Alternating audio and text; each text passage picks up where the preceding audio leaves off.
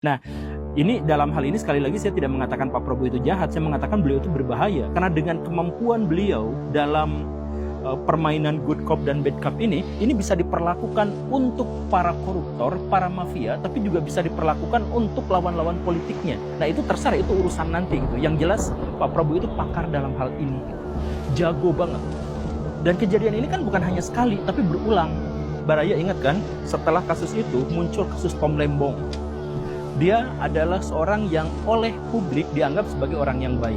Tapi kemudian dia diadili gara-gara kebijakan-kebijakan yang ya sebenarnya juga cukup aneh, cukup janggal. Dan akhirnya divonis.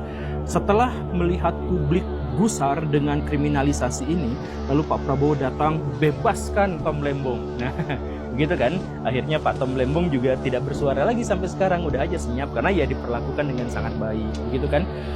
Santuy. Nah berarti geng Anies, kan geng Pak Anies itu yang paling kuat diantaranya itu adalah Pak Tom Lembong gitu ya, karena gengnya Pak Anies itu lemah-lemah semua gitu.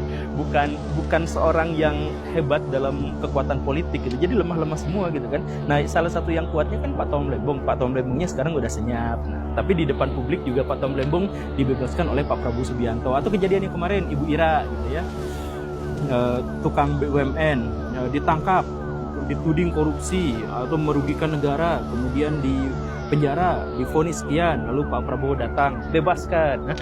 Begitu. Jadi ini semacam permainan yang sangat jenius yang dilakukan oleh Pak Prabowo, dan inilah yang akhirnya membuat kita tidak bisa atau sulit sekali menemukan orang yang berani mengkritiknya. Karena pesannya jelas, masuk penjara atau tidak itu adalah urusan saya, dan saya akan memberikan kebaikan kepada orang-orang sekitar. Jadi ketika kita kritik Pak Prabowo sekalipun, kita tuh bisa aja dihujat sama netizen gitu. Gara-gara netizennya udah terhipnotis oleh kebaikan Pak Prabowo yang sangat luar biasa. Itu yang pertama.